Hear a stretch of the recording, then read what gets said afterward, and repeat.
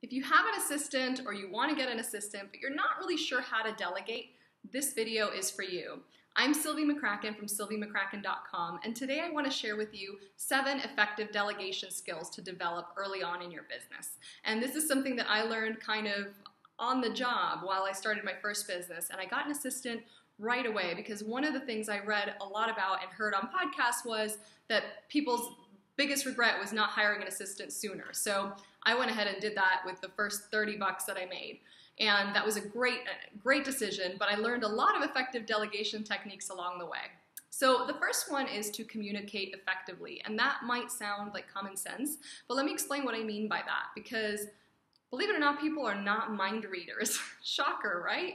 And so when I first started communicating with my assistant and I hired someone that was from overseas and English was not her first language, so there was that as well, where I had to get really intentional with communication. And my favorite way to communicate, and especially if you have a language barrier issue, but even if you don't, with my assistants now that are both American and have English as their first language, I mean, there is no language barrier, but it's still really effective if I record a video. And I use ScreenFlow for that. I think you can use QuickTime for free, and you just record your screen as you go through stuff. And it's so much easier and faster for me than typing it out, and it leaves a lot less room for misinterpretation. So I can very easily say, click here where it says such and such, as opposed to on the top left, blah-de-blah, right? So that is a huge communication technique for me. And I also like to use a project management app. We're using Trello right now, and there are many others out there, but just to stay out of email. And so when you have a lot of different things going on, it's very easy to just have one thread that's about a certain thing and a different thread for a different little project. So that would be how to communicate effectively. The other thing would be to encourage your team to ask you questions and to clarify things if you weren't clear, and that still happens. Even as clear as I like to be, sometimes I don't make a lot of sense. So my assistants both know to kind of ask me, is this what you meant? Do you prefer this or this? And also I encourage them to bring me ideas because they've been with me for a couple of years now. They know me well. They kind of know what I like and what I don't like. And also they're very intelligent, creative people. So I don't need to be telling them what to do every step of the way. And sometimes they bring me ideas that I don't like and I say, no, let's do it how we were doing it. And other times their ideas are brilliant and they really change directions for us and change, for example, images. I have one assistant that's great with images and I totally suck at that. So I love it when she says, do you like this font or that font? Great, you go with, font B, awesome. So I would absolutely recommend that you encourage them to communicate with you.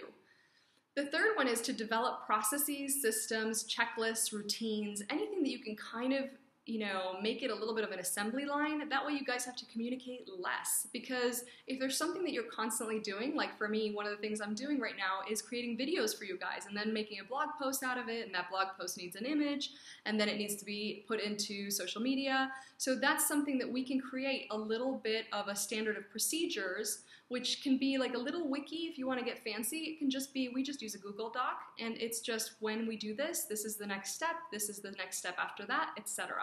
So, all I have to communicate at that point is video 5 is ready and the rest of it happens like magic. So that is absolutely something that you want to start as soon as possible. And that kind of leads into number 4, which is to batch the work. So that you notice when you kind of shift gears, you kind of lose a little bit of momentum. So if you can batch anything, and this is a tip that I got from a lot of people, but one of the people I really want to give credit to is Denise Duffield-Thomas from luckybitch.com, and she's a genius at batching the work. And so that's why when I film my videos, I film a lot of them on the same day. That way I just, change my shirt, change my necklace if I have one, and just roll from one video to the next. And that way I can give my assistant 4 or 5 videos and she can take it from there and move on to the next step. So if you can batch your work, that way your assistant can also batch their work. It will just make it more efficient. Because getting yourself psyched up to do a certain task and then moving on 20 minutes later to a different task, there's a lot of energy lost in that gear shifting. The 5th one is to pay attention to your assistant's strengths and to diversify as soon as you can. So I love my assistants, all of them. I have a couple of them that are kind of regulars that work with me every single day, and then I have other team members that we outsource to as we need to for various projects. And understanding their strengths. They're each, everybody's different. So understanding what each of their strengths are and being able to kind of delegate the tasks appropriately is huge. And one of the things that we did this year is we all took the Fascination Advantage quiz, and I'll have a link for that below. And that really, it's kind of like a strengths test in a way, but it's a little bit different. I really love it, and it's my favorite quiz so far of that kind. And just understanding what each one of our strengths are and also what our weaknesses are is great, because that way you can fill in when you're ready to hire new people, you can fill in where those weaknesses are, and also you can shift duties around a little bit. So one of my assistants really doesn't like to do just the little stuff. She's much more of a big picture. She helps me a lot when we do ebooks, but she hates doing things like the reference section. And I'm really glad that she's honest with that, and also her test really shows that. And my other assistant is great at that, and she's also great at images, etc. And so she fills that in, right? So in the beginning, if you can only hire one person, that's totally understandable, and this is maybe a little bit of an advanced strategy, but it's something for you to keep in mind that, as Chris Ducker likes to say, there is no such thing as a super VA, right? None of us are superhumans and are great at everything. We all have our strengths and weaknesses, and your assistant will as well. And the sixth thing is to delegate often, and even the little things, and just to keep flexing that delegation muscle. Because it's kind of, at first, it's sort of tricky. You're like, well, I don't know if I have anything to delegate. Trust me, you do. Because there's no way that in your business, everything needs to be done by you. Chances are you're not great at everything. It can be done by someone else, which will give you more time to do the stuff that absolutely requires you.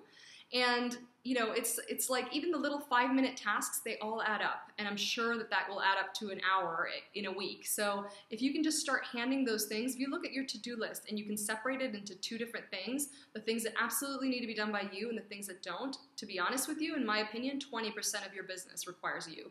80% of it could be done by someone else. So get really intentional about that and start where you are. If you hire someone very part-time, if that's what you want to start with, that's absolutely reasonable, and it's much better than nothing. And just keep practicing, and trust me, it'll become addicting, and you'll be trying to see who can you hire for what. It just never ends, which is awesome. And the seventh one is to go to control freak rehab. And what I mean by this is to just let stuff go. Nobody is perfect. Things are not going to go perfect. I'm a bit of a type A type of person. And again, tip one was to communicate effectively. So that's the best thing you can do, is communicate effectively. And then 90% is good enough, right? So things don't have to be perfect. Make sure you communicate the things that are really important to you. So for example, my main assistant knows that typos kind of drive me crazy, broken links in emails drive me crazy. So she knows that I'm happy to pay her for 3 hours worth of work to make sure that she's sending herself test emails and clicking on every single link to make sure it works, rather than just doing it in 15 minutes and then we have to send out an apology email with the correct link. And that's just me and my preference. For some people, it might be like, oh, that's no big deal. For me, that's a big deal. And so she knows that, and that's fine. But trying not to be a control freak about it and say, oh, I have to do that myself. I have to do everything myself because nobody can do it like me. If you get into that, then you're not going to be able to delegate, and you're going to be, stuck doing absolutely everything in your business. So try to kind of ease up and make sure that you go easy on people and give them a chance to just improve and learn along the way.